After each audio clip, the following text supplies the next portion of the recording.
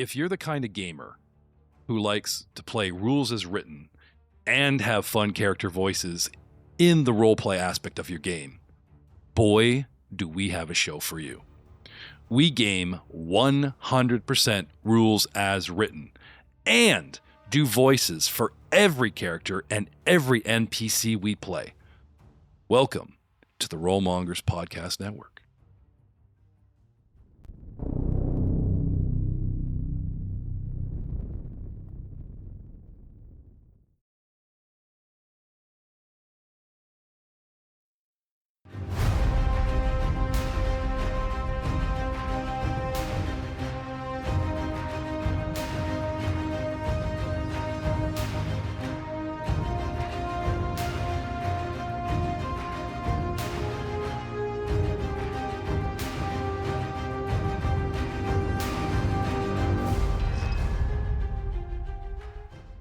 Can I have that again? I actually really like that. Go ahead. No, it's good. Well, no, but you don't exactly play rules as written. You've got a couple little variant rules that you like to throw out there. One example is the loss of an action after a critical. So what is the rules are written for a critical fail? A critical miss on an attack is just a miss. Yeah. It's a miss. Oh, okay. I honestly thought there was a thing in there going, and you can do this, and then like they listed a bunch of options, or anytime the rules as written say GM's discretion, that's a gateway. Yes, making shit up. Yes, make some shit up. I don't disagree with it. Actually, to me, point. that rule makes a lot of sense. It's a generic fumble rule. Yeah, well, usually when you screw up or miss so bad, you're overreaching. And you need to you're off balance or something, and you're spending an action to recover, and it's an inconvenience without your bowstring on every natural one. It's different in the system on like skill checks and stuff, because they give you like, if you critically fail, this happens. You know what I mean? But I always hated the first level guy going, "I'm going to become a smith." DM says, "Okay, what do? I sit here and take 20 until I make my first mithril plate." Yeah. Who cares about 2 years of dwarven craftsmanship? It's like, oh, come on. No, just sit there and roll 20. It's going to come up. Loot the body, right? So, but again, guidelines and system game.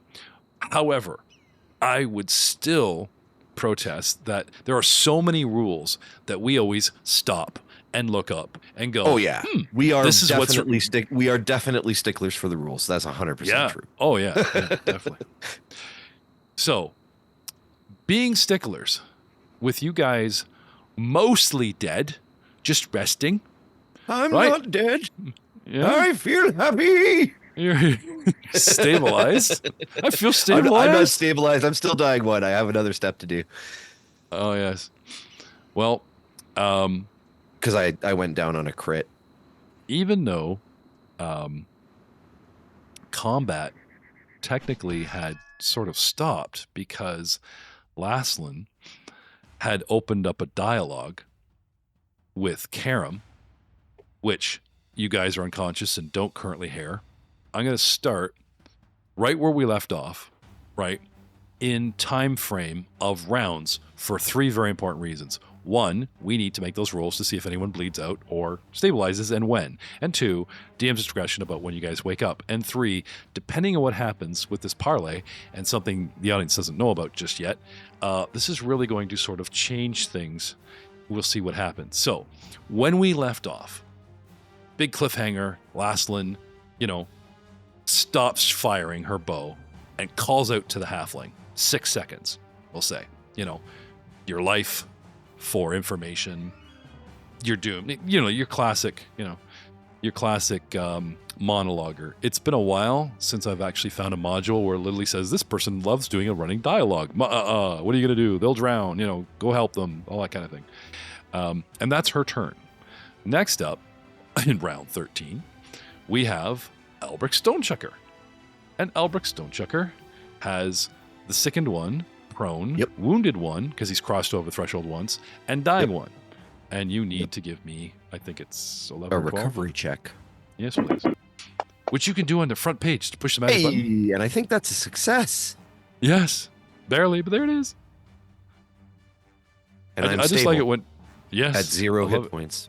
And I will remove your dying 1, and then you take it off your sheet, and you Did it become, automatically when I rolled the dice. Go Yes. Fantasy Grounds. Yes, but now we must give you wounded 2 because you've crossed back over into. Oh, it put the wounded one on. That was my first time being downed. So it automatically. Oh, you know what? did the wounded. I'm sorry. I'm thinking of what's going to happen with Glug Glug in a minute. Yeah. Yeah, sorry. Glug Glug's in trouble. All right. But I'm alive. Now, I'm not dead. Looking into the rules, as we said before, reading out your innate abilities and deciding that you're water gliding, even prone, kind of got pushed over to the first pit and are circling around a drain like some dwarven hair in the bottom of a shower. There's where you're at. Okay. Oh, that's a swell comparison. But to be honest, I probably look like that. In a massive quarry that's hundreds of squares across in a basic box shape with a funnel entrance coming out the bottom right side. In its center is open space, and a little to the left, if you were to cut this into 4 squares, 4 sectors, let's say, okay? In your upper left sector, the top half of a rectangular pit, which again itself is 20, 30, 40, 50, 60 feet long and 30 feet wide, the top half of it is in that, and the bottom half of it is in the bottom left sector. And straight down the middle, sort of the 2 sectors on the left and the 2 sectors on the right, split the other 2 pits, one riding on the upper side between, let's say, 1 and 2, and one riding in the lower side between 3 and 4. When you get over to the upper right, where all the action is going down, where the fight's going down, the upper half of a pit, which is more square, like more 50 by 50, that has a section in the top left corner disintegrated, where we have a bunch of floating slaves that want to escape. And Laslan has positioned herself carelessly right in front of that hole, calling for parley. Karma, karma, karma. We'll see. North of this 10, 20, 30, 40, 50, 60 foot wide pit that's all mostly covered with giant logs and a mesh to keep little people out or from getting out. Directly to the north of her, 10, 20, 30, 40, 50 odd feet, is her mercenary ally, the Shadow Giant. And he is facing to the right, where lying on the ground in the feet of this ghostly apparition of Vicar Niles that may flicker out soon or may stay and continue to heal him, because technically he's touching it. Oh, didn't think about that either. Right? No. Next to him, up to the right on the angle, is Karam, who also could literally reach out, touch this apparition, or go kick Glug Glug and pretend he's not with you guys. Next to Karam, 1, 2, 3, is this, finally, Drew figured it out, where he actually is sitting on a green 15 by 15 square, and we gave him 35-foot reach. And when we check his reach, this is more for the video than podcast. Like, look how huge an area. That's crazy. Like, you zoom in on Frog Boy here. Hey, look how big he is. He's even bigger than the giant. And then you hover his reach square, and it's freaking huge. It's enormous. Oh my goodness. Lots going on. He also has a domain. Now, Yeah. how do we get your how do we get your champion aura up? Is that something that can be done? I haven't looked into that. I play a champion. Is that something you can do? Can you ever expand your aura radius as a champion? Yes, you can. It can go up to 30 feet, I think, at like level 16 or something like that. That's so that is pretty one big. of the. 16 I don't know if it's a pretty class long feat. way away. Yeah. But it is a like a class feat that you can pick Wait. up in the 14-16 Wait, range. wait. You're playing a champion? With who? Are you seeing other GMs besides me? No, my Tassie is a champion. Oh, right. I'm sorry. The Monday Night game. But I just Okay. I haven't really looked beyond level 5 as far as what the build's going to be. I just basically looked at the list and was like, I'm going to build it everything that Glug Glug isn't. Rollmongers brings you 3 champions in 2 pods, and each are of the 3 alignments. Because didn't you actually go with the Paladin, like the Lawful Good? Or no? So I have gone the The good route, yes. Like the holy route. Yes. The good place. My deity is one where you get to make the choice. Me too. My other one. And no spoilers, Doug.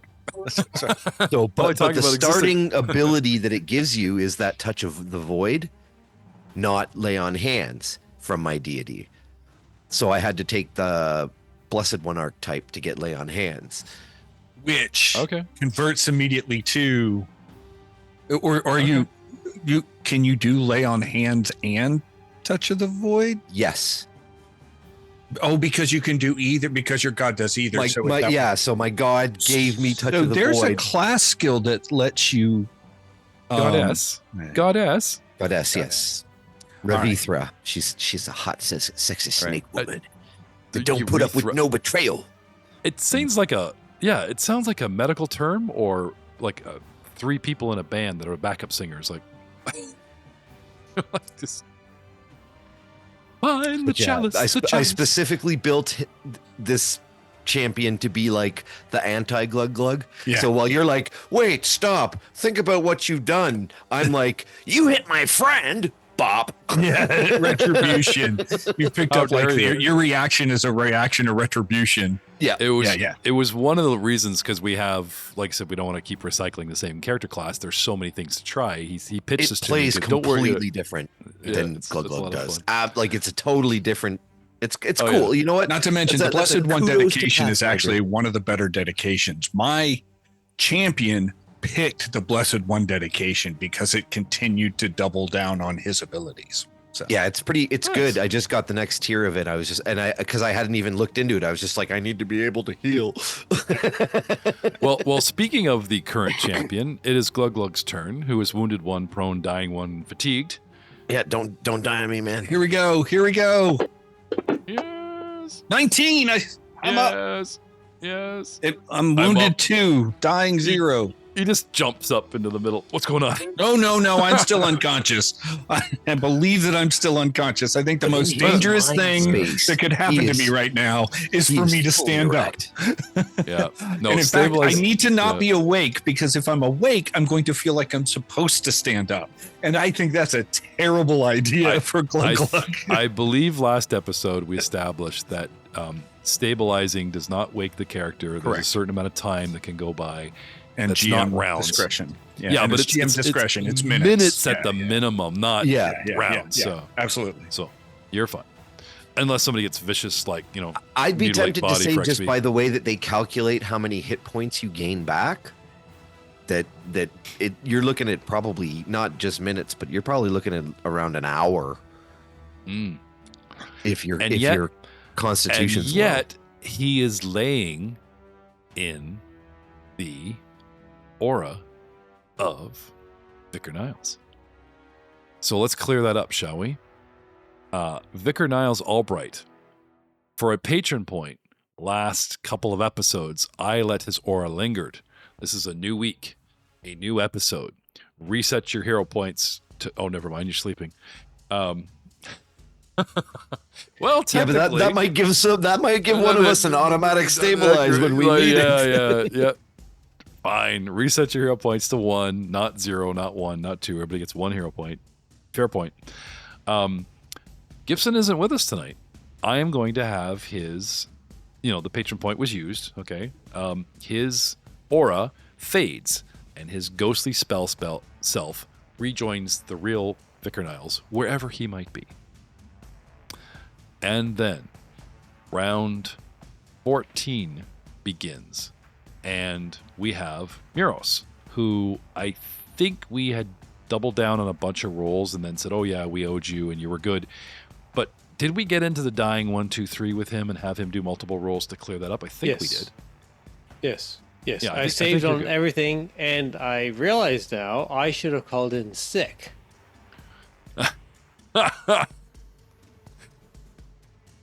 Well, funny you should say that. As you lie by the way, there... what that? Oh, honey? Yes? Oh, yeah. All right, 2 minutes. Sorry, I'm needed for something here, guys. I'm totally sorry to bail on you guys right now. Oh no, you're here for the episode. If we do a second episode, then I'll let you off. For right now, nice try. He's trying to trigger the power of the portal. Yeah, I know, eh? I'm using all the no matter. I'm wiggling the fingers. Maybe we'll clean that up next season. Hasted, proned, wounded 2. Yeah, And- always hasted. Always hasted. Just so I won't take a no, but I will take a yes. You have wounded 2, which means you've crossed over a couple of times. But did we get multiple I'm dying rolls 1 from you? currently. Yeah. Yes. All right. Okay. You're currently dying 1. Yep. All right, Stabilized. Then hit me. Push the recovery check button, Ryan. Yeah, the very main page, Brian. They got a new thing. I at the thought I bottom there. stabilized. No, you got to Oh, do it for every level of dying you are. Yeah. Honey! Yeah, you do. I'll push it for you, you wuss. Don't Go on. you wake up the children, and then you got to put them to bed again. It's fine. It's fine. Come on. Where is Push the button. main I believe in page? you. Recovery? Yep. Bottom main page where it says dying 1. Can't Front miss it. page, It's a left red bottom. number. All the black Oop, numbers it's on your not main red. page is what's. Oh, look at that. It's all, oh, look. Dying Oh, G. right, guys. All right. Love. Sorry. Oh, but all right. Cool. Bye. No, wait. Get back here. I'll just push it for you. So get back here. He jumps off of camera. No, it's fine. It's fine. Actually, turns out, it's just nightmare. They're fine. It's like, I'll just pay for a therapist later. Let's go. Can't you use Now your hero point to auto stabilize? I can use the hero point. To auto stabilize. You can. Yep. I do the thing that Doug has highly recommended for me to do. Does it give you down to a free roll, or does it just automatically stabilize you no matter how dying you are? Because in the new rules, they might have changed that. 2 seconds, please. In the meantime, I will yell at my family. What? No! Of course not. Okay, so yes, it is magic. So this is, I just realized we always do it by the Joe rules. So how heroic recovery works. Joe's going to Joe waits until he's at the last dying condition, and then he uses the hero point, because the hero point will remove any number of dying conditions and stabilize you. Right. But- Don't blow it until you're at dying 3 when you're about to die. So now that said, you have been dying for 2 sessions. Yeah. No. At any rate. I'm not. I do not have such reservations. If You can you're use this at the yeah. so let me just read it so that it's clear. Yeah. You must spend all of your remaining hero points, minimum 1. The trigger. You can use this at the start of your turn or whenever your dying value would increase, such as after failing a recovery check or taking damage while down. The result, you immediately lose the dying condition entirely and stabilize with 0 points. You remain unconscious, but are no longer in danger of dying from that specific source. You guys are never going to die as long as you have hero points. I'm telling you, you guys are immortal. Yes, I do that. A major benefit That is true. A major benefit is that you do not gain or increase your wounded condition when you use heroic recovery to stabilize. So there is incentive to use that instead. Okay. Well, don't worry. His family doesn't need him that bad. We'll come back around. Now the best part. Karam, round 14. Drew, what do you... Oh, I'm sorry. Drew had to work. He's not here. And on his turn, after 6 seconds, last one says, what do you say? Party, parlay, Bellflower Network, blah, blah, blah. Karam portals out. Vanishes. What Honestly, say this you? is- And he bails. This is true rollmonger form ever. Boss is trying to monologue. Even I don't in wanna hear his it. absence, he cuts it off. Talk to the hand. Oh, man. Imagine what the bad guys are thinking. Because Karam stepped forward and it looked like he was about to say something. Oh, it gets better. He has in his pack all of her shit from the table. All the notes, everything gone. Oh, it's perfect. So, yeah. Oh my god, that's so good. He had 109 wounds. He only had 29 hit points left, which means he'd be like a one hit and he'd be napping like you guys. So even a suddenly, non-crit. Yeah, like who'd have thought we would be here after last session where we thought, oh, TPK. No, people are stabilizing. You know, the one guy that they could talk to, tell us what you know before you die, or, you know, will the villain kill you anyway? Poof. What the? Next up, we have Arasharan, right? And he's standing over Glug Glug. There's no healing for Glug Glug because the ghost thing went away. He's lying there. He's already hit him twice to make sure he's down, so he's probably not going to be mean and, you know, mutilate him, whatever. And the halfling vanishes. He whips out his chain and immediately attacks the square that he last saw him in, thinking possibly a hide or invisibility effect, right? Even though if the little dude had done a manipulate action and drank a potion, which would trigger my reactive strike, just for, you know, whatever, down comes the chain, wham, and chews a big dent out of the stone right where Karam was standing. And then wham, again with a second attack, just whipping out, you know, 5 feet further in a random direction, figuring the little dude would run diagonally away or behind the frog. And then as his last action, he looks over at Lastlin and shrugs.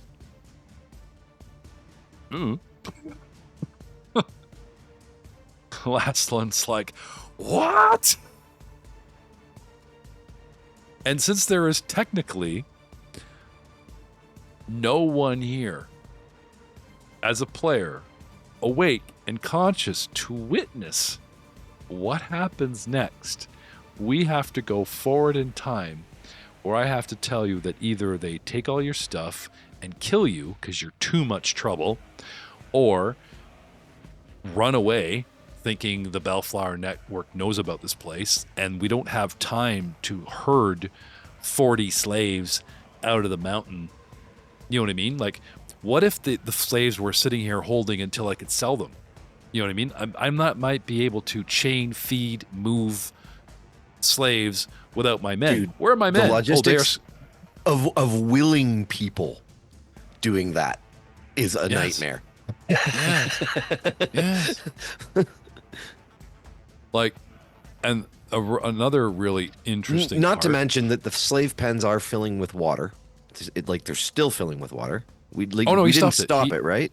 I turned the water off. So it has did. been, Okay. Yeah, it has been. It's the water should on the ground here now be almost nothing. Oh, okay. And they should be sort of up at the edge. Yeah, but he cut it off and hit the chute, and there's that sort of water level still flowing, like getting it's low, draining into the holes and stuff. Yeah. Yeah. Now these guys are funny enough, are like practically, like whether it's 4 feet or 2 feet or a foot, they're in freezing cold water, could die from, reach up, who knows? So I have to look into that, what she does and the fate of the slaves. I will say, now I'm not going to end the episode here. We're only like 23 minutes in, but before we shift the scene to the future, Lastlin calls up at the side of the cliff and calls out 2 names. Isaiah, Lima, where the hell are you? As if there were 2 more combatants that shoulda, coulda, woulda joined this fray, or perhaps they're people that you guys slew a couple rooms ago, and they are the first people that she thinks about, report, right? Where is everybody? And then starts going back through the rooms. Dead. I had 4 guys in so many rooms. Like, forget about the giants that were, for whatever reason, here. I had like 12 people plus the Rakasha, right? Like, I had 13 people plus this guy to keep 30 or 40 prisoners in check. Yeah, this is going to be very interesting what happens next.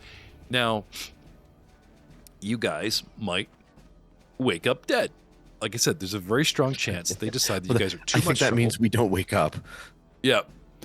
Or Well, you know what though, Muros Or- might, because I'm 100% certain that the family would have casted a resurrection spell on his body as soon as he was back to the mountain, and that's like an Yeah. open invitation for his soul. So once his soul's released from his gnomish incarnation, yeah, he's probably that is going true. to wake up. That is true. And as long as we have one original party member, well, wait a minute, back in the portal or portal room, we have Karam and Niles. So we still have technically half a party. They've just been scattered, right? I think we should call it the green room. The green room? Actually, Actually, it's a green room, the, no doors, no windows, the- just a couch, a table with some snacks on it, and elevator music. Dun, dun, Okay. dun, dun, dun, dun, so dun, somewhere dun. between like the After Death and Beetlejuice and that kind of thing. It's its own place. Technically, these places that are between portal, like every time you guys gone through a portal, there's been like a fiery tube or rooms or hags. They're called way stations, actually. And the curse has not shot you back home. They kept circling you back into the way station, or in some cases, you guys hallucinated talking to your deities, or perhaps it really happened.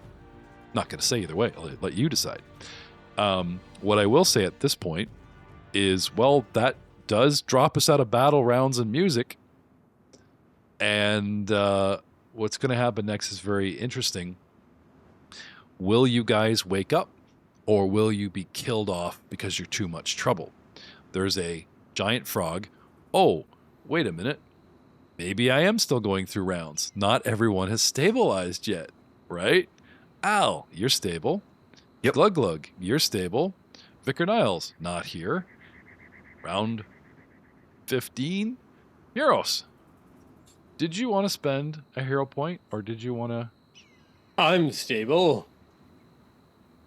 Did we It roll for sounds you? so Did you actually solid spend a and hero point? cool. I want to do that. All right. So you actually stabilize. Ah, My question was, when you're unconscious, does the shape-shifting run out? Or are you going to be a big frog? well, it only lasts for a minute. Being Then a yes. huge frog. So it runs out. Okay. Yeah, it does wear. All right. Because at round 15, that's a minute and a half. And you've been a Oh, frog yep. most of this time? No, you haven't. No, 'cause I you came down the went chute down as a the gnome. whoopie You've- slide. Okay. Yes. He took form down here. We did not last very long when we hit the bottom of this chute. It was a massacre. Yeah. Yeah. I'm wondering, do we loot the bodies first, or do they go around double tapping everyone? And, is the big frog dead? Because it's a huge threat. They don't see you as a character, they see you as a monster, right? If the monster's still breathing, they might try to coup de grace you, and then frickin' Muros has to go back. That's one big pain in the ass that's going to be.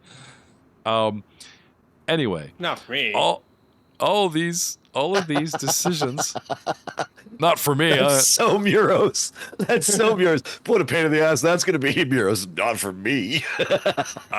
Well, if you guys start a new party, or the original party members that are left, and you guys play new characters until you can catch up, or what's going If on. I have to make a new character, it's another dwarven cousin. I'm not gonna let the dwarven heritage die out. Oh, yeah, you had But your I was dwarven- I was thinking about it though, and I would really like to give the magus class a try. It has a lot of potential, and I think coming in at a higher level would give me Okay. a bunch of whoop ass Gibson's abilities. favorite class, and he took one for the team playing a cleric. And because he's still alive, he sorcerer, new character class, opening up for Gibson. He's like, nah, I'm gonna switch to wizard. Sorry, Gibson, you're still alive. No, That's no, awesome. magus is the the avatar. blade singer guy. The Sword and yeah, it's yeah. where you No, we had charge your magic into your attack. Yeah. So I was going to do a magus with the monk archetype. No, And we be had a like, magus in Avatar. Monster Interrupted, and at low levels they were terrible. It was so many split things that the guy. That was couldn't- the class that I played in the play test for Joseph's game. Oh, okay. Interesting. And I was just Well- I really wanted to explore that. So that's something that we've never had really going in any of our games. So if I do re-roll, I will be re-rolling a magus, I think.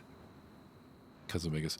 Now, don't forget, Spiegler's dwarf is out there, right? Cousin Hartwood, right? He pops up in the bottom of the quarry. I'm here, guys. Oh no! Oh. Just pops up in one of the slaves' pits. Hello. Hello.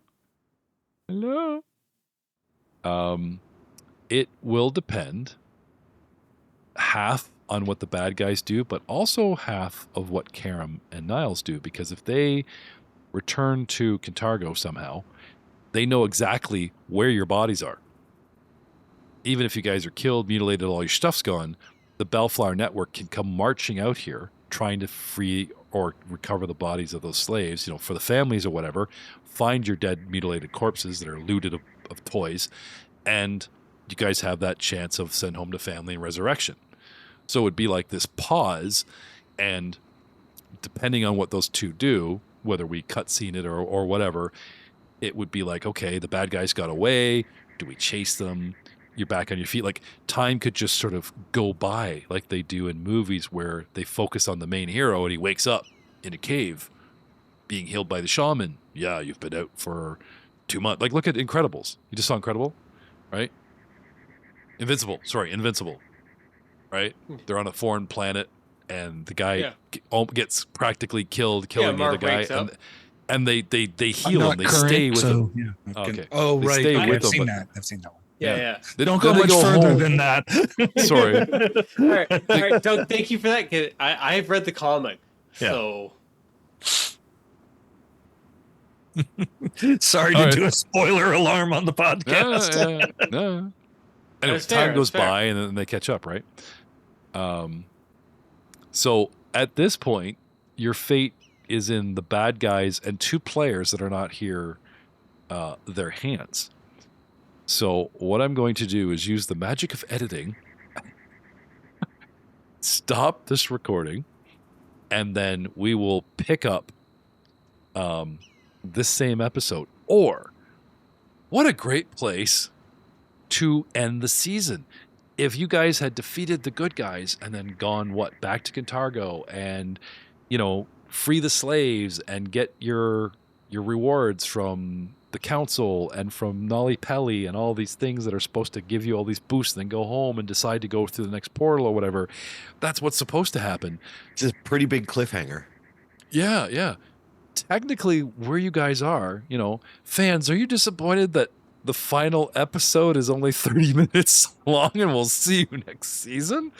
Kind of mean. Maybe we'll tag this on to the other one. That's actually probably not a bad idea. Is just pin this to the end of the last episode. That's one. The end of the last episode. And then we'll see you next time. Yeah, exactly. Or will we? I really like how the last one cliffhangered, where you guys went down and then Laslan did the parlay. Glug missed it. Right. You guys were really upset, and then we come back around and we start revealing, Laslan's standing in front of a pit with a bunch of grasping arms. Well, Glug doesn't wake up and get himself killed because the patron point visage of Joe's healing, Vicarnau's healing, has gone away. And Karam couldn't make it to the game tonight, so Drew House Rules gets poofed away, completely screwing up my monologue, right? And there's Al circling a drain going, I'm going to come back as a magus, you'll see. You'll see. That won't be the end of the Stone Chugger line. There was a few barmaids back home in the Five Kings Mountains. Is there were? What I think we can do to finish off this episode is a lot of podcasts do review, discussion, things that we hint on and never get into. I would like to get into Glug's history, because if Doug makes a new character, he's talked about tying his new character to the old, and that's very interesting. Now, we could do it moving forward in game and have that guy show up to help Glug who's half awake, or just leave that, and if Glug wakes up in a cage or whatever and has to free himself, The downside we were talking about is, okay, you wake up with 1 hit point. You're gonna make a run for it. You'll get flattened again. Like, how do you get away? And they watch you. Like, they're not, the people in the pits are drugged to keep them complacent. If they drug you guys, you'll feel like you have the flu. Like you'll be weak and not a lot of strength and all that energy, and you'll be a little zoning out quite a bit. There are drugs that can make you unable to cast spells. There are drugs that can mess with your strength so much that if they can can't. keep me distracted, because my focus spells, if I can't focus, I can't cast it. But since I don't have to load spells, I would get the ability to lay on hands, which the slaves in my area might all be really healthy, oddly enough, But I'm trying to tell them to no, fake you're sick. Fake you're sick. Let's cut to Laslan, who goes into her personal alchemy lab to get these drugs and ask her little alchemist scientist to make this shit, and she doesn't know how to, and you guys trash the place, and you see her freaking out, smashing bottles, going, "What the hell?" Because she's not an alchemist. Right. And that room got trashed, did it not? Or she just doesn't know how to make this shit and freaks out. As she goes around, we should do the Adventures of Laslan, right? Montage of her going back to every room and finding out what you guys did, We camped in half of those. Yeah.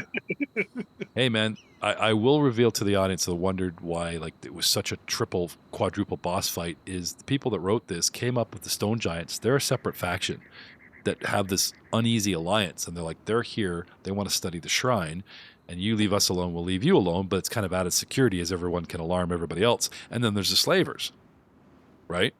So they're 2 separate entities. So the fact that you guys snuck in and didn't raise too many alarms, very smart, systematically took out guys within under a minute, less than 10 rounds, 5 rounds, so things didn't get too loud, very smart, stopped at the Giants, and then camped there where no one really checked on them. And then that night, there's that one evening of what's the boss doing? Would she call upon the guys that you killed? No, they're playing poker and she's studying her plans, and you guys would get that one night gratis, and without even knowing, you picked the perfect place to camp out. Sure, I made a big deal of it, going, "Oh no, will they come find you? Get your cabin up and running." He's like, "No," I'm in the back of my head, I'm laughing my ass off. It's you guys picked the perfect fucking spot right on top of the Lich's camp, because they're not going to go near it. And even if they found bodies, they would "Hello, knock knock, Mr. Lich, have you seen anyone did you kill our friends?" That kind of thing. We've hinted at Muros's mom, and I can't give you guys spoilers, but I kept saying it's coming. It's because what happens in the next couple books, specifically book 4, is so close to home. Literally gets involved in dwarven politics, and this is where we can write in our own subplot of Muros's mom right alongside the story, right? That's so crazy, though. This is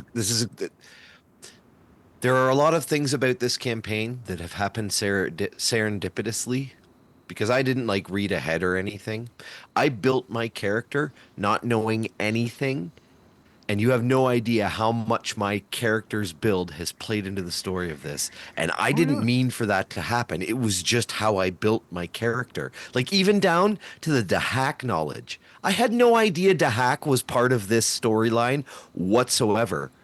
I just did a bunch of research on the dragon pantheon and the history of dwarves and, and the dragons and all that stuff, and built this story, and then was here's my character. And then you're and this, and I'm I feel like I cheated. Did you not take the background that mentioned Dahak? Did you not take the actual background that talks about dragons? Did they mention Dahak? The dragon scholar background, yeah. Yeah. But, so it's a bit of a carrot, but it doesn't tell you anything or everything. It doesn't tell you anything. So it gave me lore dragons, and that's why I took it, because I was I'm going to be a dragon-blooded sorcerer, because that's just that's cool. It's so cool. Yeah. And then I did the research and was okay, so here's my stick. I am specifically about this part of the history, and this is why this is the dragon. It unfortunately when they did the remaster, it eliminated the chromatic dragons from Pathfinder's thing. Like there are no chromatic dragons in Pathfinder now. They're different. So like I had mine was all based off of the chromatic dragon lore, which technically doesn't exist anymore. But it's so cool. So I was like, I want to be like an ice dragon, but a good ice dragon. And they're like, well, the good ice dragons were the silver dragons. And they specifically fought against a hack. And they worked with the dwarves to fight against a hack. And it's like, it's actual history. And I was like, this is so cool. All right. I'm like a silver dragon to hack hating motherfucker, And then we start playing and you're like, you go into this thing and it's the visage of Dahak. And I'm like, I feel like I cheated. I know all about this guy. Fuck this guy. No, it's good. People usually write a campaign around the hodgepodge of characters, but I really like Pathfinder's player's guide going, here's some things that are going, there's tons of choices, but here's religions, backgrounds, and things that are up and active in the area. And if you take something that leans into it, even Doug's guy, he homebrewed a story based on a simple encounter. Dud of the jungle, these half-orc mercs that are there.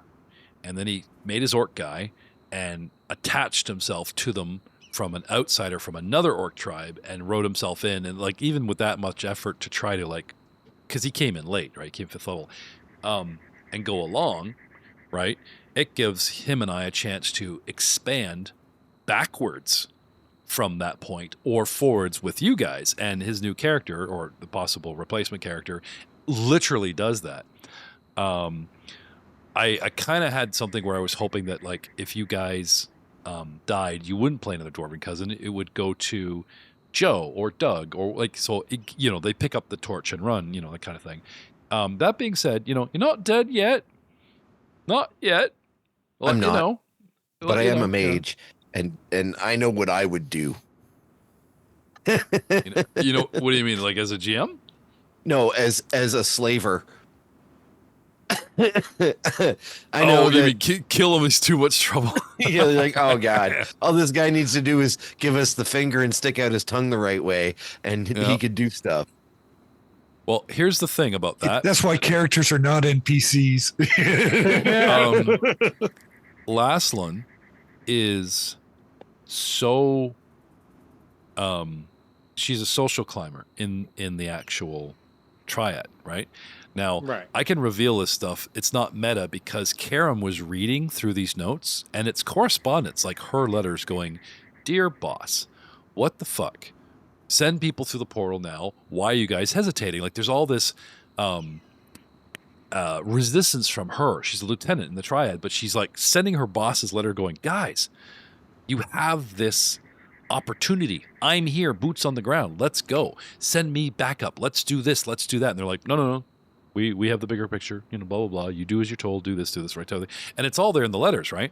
Including, they come into Kintargo. They know the Bellflower Network is here. They know that this is why other slavers are not here, because the Bellflower Network has detached the Cheliax nations by a slave part of the nation's thing and made Revendell like practically slave free. So now a slaving organization called the Triad go, ooh, power vacuum, like open market. Sure, we have to go up against Bellflower Network, which is like a freedom railroad, but they ain't seen nothing but us. And they use ships and they run around, they try to outmaneuver them. So she's very ambitious. She comes in, right? So obviously the Triad, or at least this woman, knows about the Bellflower Network. And who frickin' shows up to free her slaves? A bunch of mercs and a little halfling. She needs to know what the Bellflower Network knows. This is why she parlayed with him. And they'll kill him later, right? And he disappears. What's my next option? All right, I must question her friends. So you guys at least have 5 minutes of some questioning and some fun torture in your lives. You'll be woken up, right? But again, how do you question a sorcerer or someone powerful without, risking it, right? dude, I still have spells in the bank Yeah. that would make me an extremely difficult person to restrain. I still have this crit fail from the giant. And if you guys can randomly activate it, I will keep it in play. Because it literally Dude, if I says, wake up and I'm in a cage, I have elemental form. oh, nice. Does that give you hit points? Gives you temporary hit points. Yep. There you go. And a bunch of awesome stats and attacks depending on the form you take. And escape ability. Yeah, he just burns his way up through the wooden cage on a cart. How did they get everybody here? I didn't see any carts on the way in. They got these big nets set up, and like, where's the carts and the caravan and the horses? Like, how the fuck did they get people here? Did they just come off the river? Like, did they just carry people in a giant sack? I'm looking around. Killed everyone. No, she even has. There was a room where you guys had a choice, left or right, and if you went right, you would have ended up in a room. Like, there's more dungeon that you guys have not explored with more stuff, people. Who knows? You'll have to get into that. This is why I'm very tempted to like let you guys cameo a party to show up like at this point, like however long it takes Karam, let's say Karam and Vicar to go get some cavalry. Like they go to Bellflower, give us some dudes, come back like inside of a day. Like, we got to go now. Those people could be dead or hypothermia or whatever, or at least we got to go recover their bodies. Depends on what they would do, because technically, when they portal back in, they come back right where they were, right? True. That's what you've kind of been doing so far. So it depends on how much time. Like, if they're like, shit, he got away. Well, that means they're going to be here any minute. We got to go. Or, well, fuck them. Let's, fortify. Call for reinforcements. Yeah, you guys have been portaling not like home or to the other portal. You guys have been going to the way stations, trapped there or deluded talking to your gods, and then come right back. But you guys are usually not where you left off. You guys are usually within the proximity of the party as the party moves. I've moved the party and brought you guys along. So these guys could literally like poof to the side of the road or in the cage with you. This could be a lot of fun. It could be a very short battle. But, if you guys are down, this might be a very interesting thing. Of course. Now, I would like, that's why I said, like, I'm not going to roll my new character because I know if I roll a new character, I'm going to want to play it. So I'm not going to do that. I'll figure out the concept behind my character. I can put the character together in like 15, 20 minutes. Yeah, I once think the concept hammered out. But I'm not going to 2 hours in fantasy grounds painstakingly. It depends on the class, because some classes you can just like hammer through. Yeah. But like the Magus one, I don't think they've really coded it well. Here, I'm hoping they have. It's been a long time since I've tried to build one, like over a year. So I'm hoping that they've put features in that are congruent to the class. I can't wait for the episode where we get Gibson and Drew, who are quiet players, and just go, okay, well, you two sit there, the three of you sit there with your arms. Yeah, what do you do? And you guys are sitting there with your arms folded. Or I should get them alone and just do something on the side, like just play through and have you guys. Guess what? That's what happened. That's what you should do. Yeah, like and have them play there. Yeah, you both portal back in to the same location. Here's what you see. Yeah. And like maybe whatever like whatever has gone down, but whether or not the slaves have been freed or worked their way out of the hole in the cage, like there's a lot of you could have a lot of fun with that. So basically, it all is going to boil down to what do the remaining bad guys do? If they stick around and fortify, they give me personalities. They give me a basic script to follow. I'm going to read through it again to see if there's options about like cutting their losses. Like she was willing to drown them all just to get half the party to leave the room. Didn't work. So she decided, well, here is something physical that you cannot ignore, as opposed to my threats going, oh, there's prisoners out there. You better go. Split the party. I'll deal with half of you. Right? Half of you go down. So she jumps down the hole to force you guys to follow her, and maybe some would stay behind. And the gambit worked. Some of you guys stayed behind, and I only had to deal with half of you. Right? Normally, if you guys hadn't been such a rigmarole, the cyborg would have stayed with her, and you had to fight those two, which is just as bad as you fighting these two, right? But I decided that I was reading about the cyborg and her, and it's like because of Murals, huge fucking frog and such a big thing going on. I was like, okay, we better go check that out. You go, and then you know what I mean, like. They give a basic idea, but there is some things that you just sort of cannot ignore the player's actions sometimes, and they still fall with it, right? So she's, so this is how it played out. What I didn't do was there's these other people on the board that I decided, okay, everything happened so fast, the whole thing happened in a minute and a half, and because what they're doing, it literally could take that minute and a half for them to like. Do you hear something? Do you hear water running? They go and look, and the shit's pretty much over by the time they get off their butts and go, oh, they're not on high alert. They usually like one's watching the quarry and one's watching, and they're watching this play out, and it's like, oh yeah, okay. Well, wouldn't it be great if so I'm trying to work this angle about when they would take their moment, because these are named characters, happen to be the two that they mentioned, and they have something very specific about their personality, and I could totally see them like trying to. I know it seems weird, but if you want to impress the boss and you want to move up in the organization, would you just jump in like a yes man and help, or would you pick your moment and save the boss's life when she starts getting her ass kicked and get rewarded? So I literally have them going, come on, come on, come on. And then when Lastlin starts losing, have them jump in going, boss, we totally saved you. You're welcome. We want promotions, right? I even contemplated how loyal they were about like, oh, sweet, if she dies, we're all promoted instantly. But they actually script these characters as very loyal. And I'm like, shit, why haven't they been raining arrows? And you guys would be pissed. You'd be fighting 4 out here, not 2. And then I'm put myself in the NPC's head. Like I literally picture myself. I'm up in this cave. This is what they're doing. And they see this playing out. And a couple people come washing down, not all the whole party. And they're like, hey, sister, check this out. And they're watching. And it's like half a minute goes by, like 30 seconds, right? It plays out. No, they're doing pretty good, Laslin's got this. And and they did. Yeah, but they screwed up. They left it too long. Everyone leaves. They're down, and now she's pissed, going, so-and-so, where the fuck are you? Right? You might find some half hit point beat up NPCs if I beat them with an inch of their freaking lives, right?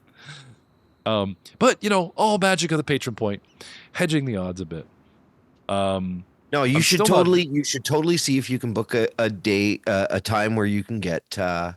Oh no, Drew I wouldn't need. Drew and Joe, and then play through what the NPCs do, and then what they do when they come back, and then the next game have us all together if we can to play out like. I will, but the whole thing will take half a session, like 20, 30 minutes tops, honestly, because it's a what would you decide to do? It's like there's no combat for them. They're like, we go here. Okay, you do. That took 2 minutes in game time. You know what I mean? So I would probably put you guys in a breakout room if you really wanted suspenseful. Of course, it's live. It'll be live probably. So anyway, but no, you guys would show up. And the first part of the episode, or maybe the entire first episode. But while we're all away in the breakout room, go through what the NPCs do after we drop. Because they can hear it. It doesn't matter. It's not meta, right? Because they're going to be... they're not here.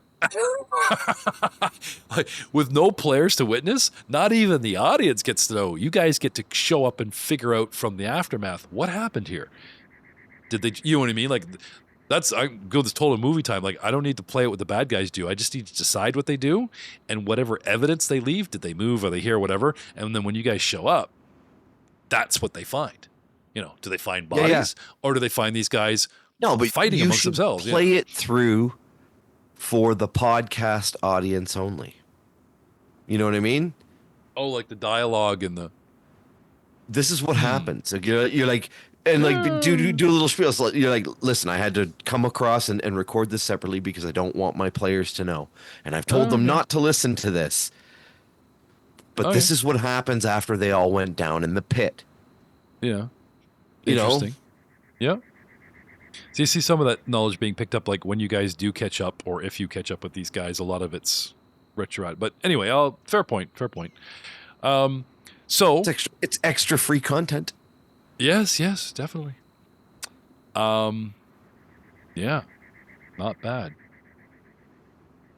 So with the possibility of new characters that all work for Miros' mum, and you guys play a criminal organization that would totally rewrite the idea of the brewery, the deed to the keep, and the angle and reasons why this party adventures. Yes, the angle for sure. Right? Yeah. Is a possibility. Or random It's fun. characters, backup belt, or like I said, you guys literally have ideas and spells where you could wake up, fight your way out, but you may lose some people along the way and do a last man standing. Just because the curtain closes here, and we're going to end the season here. Dude, because I know what I would do if I was a slaver, and not a single one of us would not be getting double tap. I'm sorry, but like the fact that they made it to this point, to the point where they had to try and sacrifice the slaves to get us to not go here. You know what I mean? It's just like no. Yeah, it's a viable option, but because But you're right. The Gibson's Bellflower Network and information, and I don't know, Laszlo. I don't know inside the head of but you do. So, and that's why I still say that you should play out an episode just explaining what they do. Yeah, you all might be behind woken our up backs. Don't let us listen to it. And it'll be what if something. she questions It'll you? be something special that you and the audience can share together. What if we question Al? Of course, he's hog-tied and gagged, so he can't cast spells. Won't talk, eh? Oh, yeah. Well, we can't. You want me to gag you, sorcerer? Don't be insane. Now answer my questions. Exactly. No, there are. Oh, I know you brought this up earlier that the slaves and stuff have been drugged. There are drugs that can stop you from being able to cast spells in the Pathfinder universe. I don't know if they have access to them, but I've done enough alchemy research as Al to know that there's drugs I could take that would remove me of the burden of magic and power. What about that staff you just came across? He pulled out his giant staff of necromancy. All he needs to activate, and it goes limp. What? No. Oh, crap. What the hell? He pulled out his giant staff. Even that thing. Who needs spells when you got a big stick of necro? Like, you guys have options. It's just to play from this point on, which we will in the new season, it gets gritty. Because we need to flip to what Karam and Niles are up to at this point in time back in the portal, because they have to escape the waypoint room. They got to figure out a way to break the curse. What if they are the ones stuck waiting, and we start your new guys tracking these guys, and Gibson and them need to wait till someone breaks the portal curse just to get them out? It reminds me of a Star Trek episode where they find a Dyson sphere and a shuttle that was like studying it, and they find Scotty in the transporter buffer. The transporter. Yeah.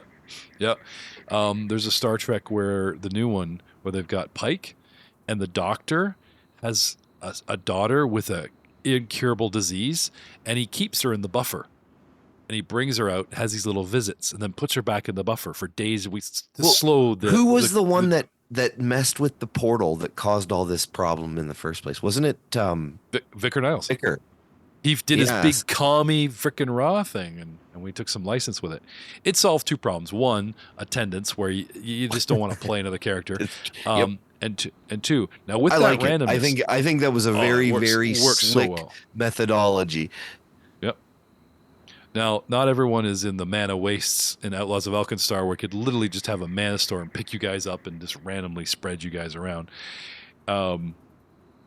We will see you in the next season, because you don't get a better cliffhanger than this. I still don't think we're gonna die like completely. We're gonna have a chance. There will be a chance. This stage is the module's end. You either defeat the bad guys, go home, reap the rewards, or fail. And you guys have not failed, but been defeated. We failed. Dude, we got raped by that giant. There's still a chance for you guys to pull this around. Been defeated. And a lot of chances for the giant to pull things around. just asking for me to get it. I got a new idea for a character. I love it. There was talk about was it Doug and Ryan going, if I knew then what I knew now about character builds, watch out, right? Well, you might get that chance. But we will see you all, I believe, in the next season, season 4 of the. If everyone died, we'd have to rename the podcast. We'd say, "Hey, welcome to the new podcast." I mean, the portals will still be Elven. Picking. Yeah, That's not going to change. No, it's the Dwarven Portal Cup podcast because Mafia Dwarves rename shit and own. Oh yeah, you know what? Dwarven Portal. I actually like that. I approve that change. The Dwarven Portal podcast. Everyone thinks the Elven Portal we should have podcast. called it in the first end place. it.